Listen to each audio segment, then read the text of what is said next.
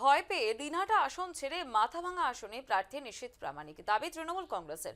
দিনহাটায় গত বিধানসভা নির্বাচনে উদয়ন গুহকে হারানোর প্রসঙ্গ টেনে নিশীথ প্রামাণিকের অবশ্য দাবি, বাঘ এক শিকার দ্বিতীয়বার ছয় না। কোচবিহারের সব বিধানসভার মধ্যে এবার হট সিট মাথাভাঙা। আর এই আসনে বিজেপির প্রার্থী হলেন নিশীথ প্রামাণিক। প্রাক্তন কেন্দ্রীয় মন্ত্রী ছিলেন তিনি। অন্যদিকে তার বিরুদ্ধে তৃণমূল কংগ্রেসের নতুন মুখ সাবলু বর্মন। ভয় পেয়ে দিনহাটা ছেড়ে মাথাভাঙায় প্রার্থী নিশীথ প্রামাণিক। দাবি তৃণমূল কংগ্রেসের। নিশীথের দাবি রয়েছে, বাঘ এক শিকার দ্বিতীয়বার স্পর্শ করে না। কোচবিহারে এবারে হটসিট মাথাভাঙা। বিজেপি প্রার্থী নিশীথ প্রামাণিকের বিপরীতে তৃণমূলের নতুন মুখ সাবলু বর্মন। এ নিয়ে নিশীথ প্রামাণিক কি বলেছেন শুনে নেব। বাঘ কখনো পুরনো শিকার ছোঁয় না।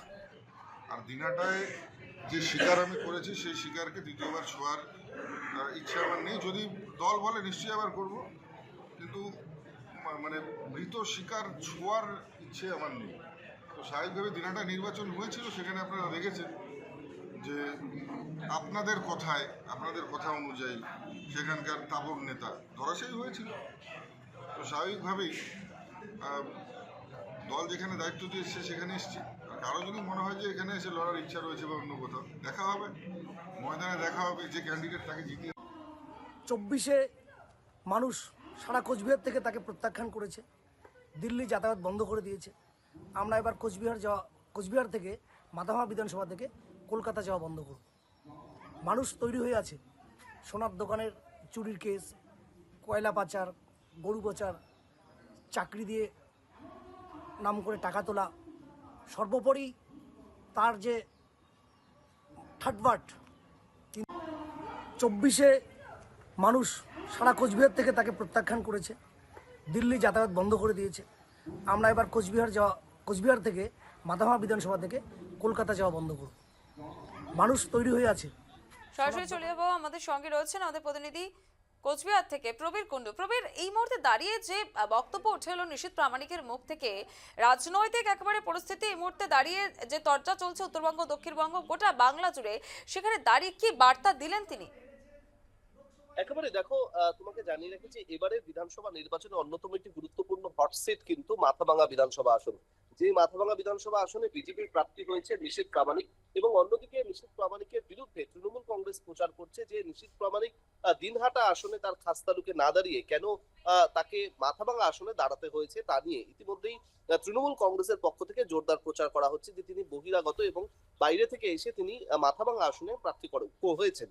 এবং যদিও দেখা গেছে যে নিশীথ প্রামাণিক তিনি কিন্তু এর জবাবে তিনি কিন্তু বলেছেন যে বাঘ একবার শিকার করে সেই শিকার আর ছোঁয় না, এবং তিনি কিন্তু মূলত মন্তব্য করেছেন যে দিনহাটায় গত বিধানসভা নির্বাচনে তিনি উদয়ন গুহকে হারিয়েছিলেন। তৃণমূল কংগ্রেসের এই উদয়ন গুহকে হারানোর পর তিনি যেহেতু তখন কেন্দ্রীয় প্রতিমন্ত্রী ছিলেন এবং সে কারণেই তিনি ফের কেন্দ্রীয় মন্ত্রী থাকবেন বলে সিদ্ধান্ত নেওয়ায় এই দিনহাটা আসনে উপনির্বাচন হয়েছিল, এবং তাতে পরবর্তীতে উদয়ন গুহ আবার এই দিনহাটা আসনে জয়ী হয়েছিলেন। তবে তিনি যে উদয়ন গুহকে গত বিধানসভা নির্বাচনে 57 ভোটে হারিয়েছিলেন সেই প্রসঙ্গ টেনেই কিন্তু মূলত তিনি খোঁচা দিয়ে তৃণমূল কংগ্রেসকে খোঁচা দিয়ে তিনি কিন্তু এই ধরনের মন্তব্য করেছেন যে বাঘ একবার স্বীকার করার পর সেই শিকারকে আর ছোঁয় না, এবং সে কারণে তিনি এবারে মাথাভাঙা আসনে প্রতিদ্বন্দ্বিতা করে তৃণমূল কংগ্রেসকে হারাবেন বলে তিনি আত্মবিশ্বাসী। অন্যদিকে তৃণমূল কংগ্রেসের পক্ষ থেকে তৃণমূল কংগ্রেসের প্রার্থী সাবলু বর্মন তিনি কিন্তু দাবি করেছেন যে এই মাথাভাঙা আসনে তৃণমূল কংগ্রেসেরই জয় হবে।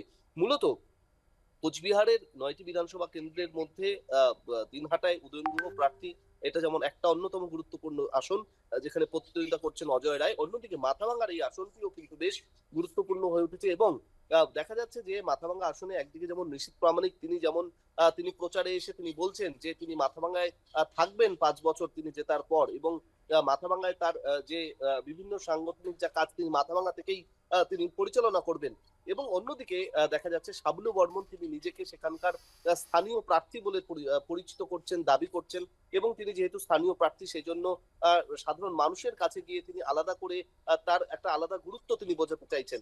তো খুব স্বাভাবিকভাবেই একদিকে তৃণমূল কংগ্রেস শিবির, অন্যদিকে বিজেপি শিবির, তারা কিন্তু কেউই কাউকে 1 ইঞ্চি জমি ছেড়ে দিতে নারাজ, এবং মূলত মাথাভাঙা বিধানসভা তা কিন্তু একেবারে জমজমাট বিধানসভা নির্বাচনে। একবার প্রবেশ, সেখানে দাঁড়িয়ে মাথাভাঙার যারা সাধারণ বাসিন্দা রয়েছেন তাদের কি প্রতিক্রিয়া? দেখো, সাধারণ মানুষ তারা কিন্তু এখনো পর্যন্ত তাদের কি রায় তা কিন্তু বোঝা যাবে ভোটের ফল প্রকাশের পরে। তবে মাথাভাঙায় একদিকে যেমন দুই পক্ষই, একদিকে রয়েছে শাবনু বর্মন, যিনি তৃণমূল কংগ্রেসের একেবারে নতুন মুখ, এবারই প্রথম এই ভোটে দাঁড়িয়েছেন। অন্যদিকে নিশীথ প্রামাণিক, যিনি কিন্তু অভিজ্ঞ, বিধানসভা নির্বাচনে তিনি এর আগে জয়ী হয়েছেন, দাঁড়িয়েছেন এবং লোকসভা নির্বাচনেও তিনি জয়ী হয়ে তিনি সাংসদ হয়ে কেন্দ্রীয় মন্ত্রীর দায়িত্ব সামলেছেন, অনেকটাই অভিজ্ঞতা তার রয়েছে। এবং তবে মাথাভাঙায় কিন্তু তিনি এবার প্রথম বিধানসভা নির্বাচনে প্রার্থী হয়ে লড়ছেন এবং সে কারণে কিন্তু একেবারে লড়াই জোরদার এই মুহূর্তে। তবে সাধারণ মানুষ তারা কি রায় দেবেন তা কিন্তু ভোটের ফল প্রকাশের পরই স্পষ্ট হয়ে যাবে। বেশ, একেবারেই অনেক ধন্যবাদ। এতক্ষণ সরাসরি আমাদের সঙ্গে ছিলেন আমাদের প্রতিনিধি প্রবীর কুণ্ডু। এবং যে ছবিটা উঠে আসছে উত্তরবঙ্গ থেকে, সেখানে মাথাভাঙায় প্রার্থী হিসেবে দাঁড়াচ্ছেন নিশীথ প্রামাণিক। তবে সেক্ষেত্রে এখন জনগণ কোন দিকে রায় দেয় সেদিকে তাকিয়ে রয়েছে গোটা রাজনৈতিক মহল। কারণ এই মুহূর্তে দাঁড়িয়ে উত্তরবঙ্গ, দক্ষিণবঙ্গ, গোটা বাংলা দিকে যদি আমরা তাকাই, তো গোটা বাংলা জুড়ে কিন্তু নির্বাচনী আবহাওয়ার একেবারে বলা যায় আগুন জ্বলছে এবং সেই আগুন ক্রমশ উত্তাপ বাড়ছে। সেখানে দাঁড়িয়ে একের পর এক রদবদল, একের পর এক কিন্তু এই মুহূর্তে বিস্ফোরক মন্তব্য উঠে আসছে, যা রাজনীতির পারদ আরও চড়িয়ে দেবে এবং সেদিকে তাকিয়ে রয়েছে গোটা রাজনৈতিক মহল।